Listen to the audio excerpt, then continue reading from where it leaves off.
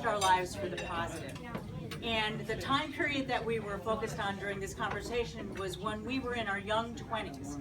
So for all you young people in particular, I want you to please pay attention to this.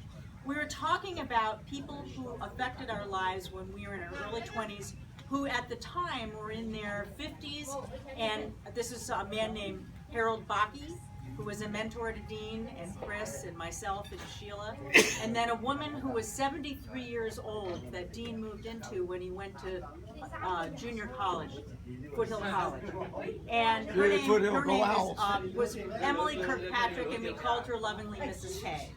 All of us, and she met the first Sands with Dean when he moved into her house as a roomer and boarder when she was 73.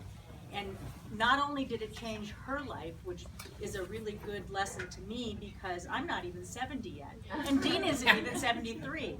So we have a lot to look forward to because there are still people that can become part of our lives who are even really young people who could change our lives for the better, and we certainly hope that's the case.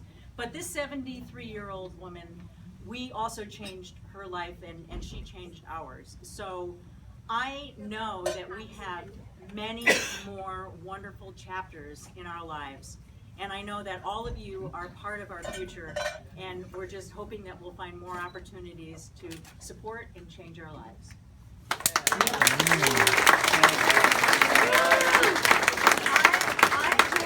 I just also want to reiterate, being the baby of the 8 kids, that, you know, what my mother always said is, remember, your siblings are what you have.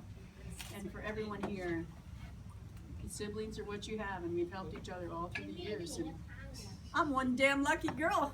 Yeah.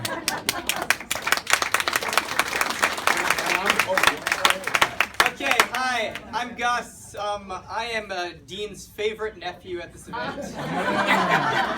Possibly the only one. Anyways, I'm Sheila's kid. And I have a story for you. So when I was a freshman in high school, that was like 8 years ago. No, 12 years ago. Dean comes up and he says, Gus, if you get straight A's in high school, I'll buy you any car you want.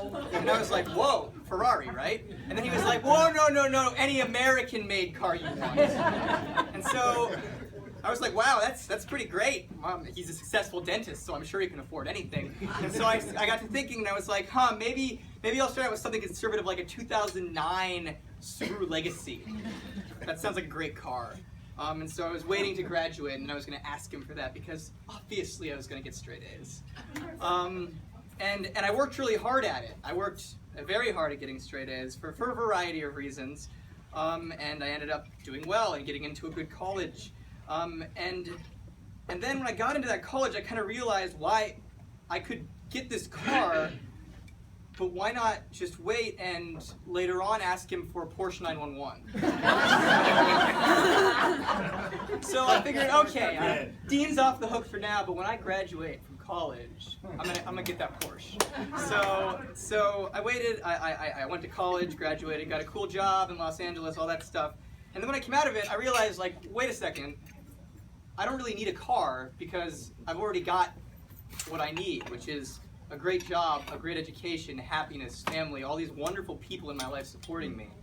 And I just wanted to say, Dean and Jennifer, thank you so much for all the support you've given me throughout my life. You taught me the value of hard work, as well as other people, Mom. But you showed me that if I tried really hard, I could succeed, and I could do things that were special. And for a little freshman in high school, maybe what the encouragement he needed was the promise of a Porsche 911, not a Ferrari, but that extended to a lot of great things in my life. So just thank you so much for all the support you've given me throughout my life. I really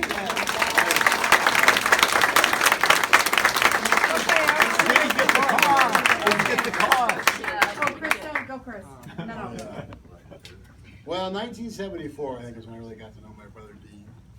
When these two were getting married, and my mother wanted to come out. You guys probably don't know the whole story, but my father didn't take my mother anywhere. So we actually drove across country. We got here on August 10th. That was the day before he got, well, actually August 9th, the day before he got married. And that's where my life started with Dean. and all his, and they basically got in their pin and left. Right? So I kind of walked into this guy's life that had been in Los Altos and graduated, and it was pretty spectacular, and I was just very lucky to know you and all your friends, and we're very lucky to have the kind of family we have, and this is a testament to everybody that's here.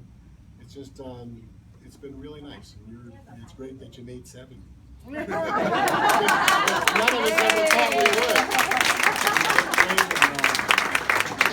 Okay, it's my turn. I want to first of all, thank you all for coming. You all are very special to us, and thank you. We appreciate you all. We've made a life here. It's been a great life here. I see Lanny, who was instrumental in our son Ted's theater education. He couldn't have done without that. It made him who he is.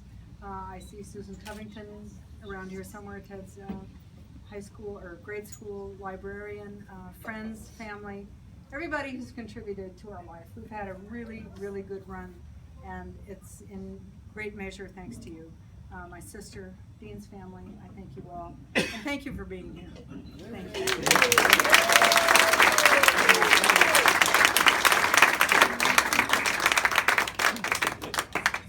Anybody wants to tell a story or speak up, now is the time. You know the Sands. We can monopolize. Thank you. Thank you all for coming. Thank you so much. Everybody here has a story, I know.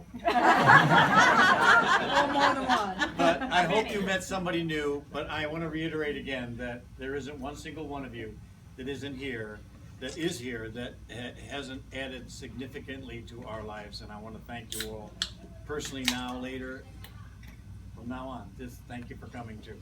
So anyway, enjoy the rest of the time we have together. Meet somebody new, and have a glass of lava cap or a equally attractive non-alcoholic. Oh, one more thing, yes. Please enjoy, which was Peggy's and John's son got married, and his wife stood up in Hong Kong and said, greeting everybody to eat the meal, and she said, "Please enjoy," but we heard it as peace and joy. So, peace and joy. And have a piece of cake and take a piece with you.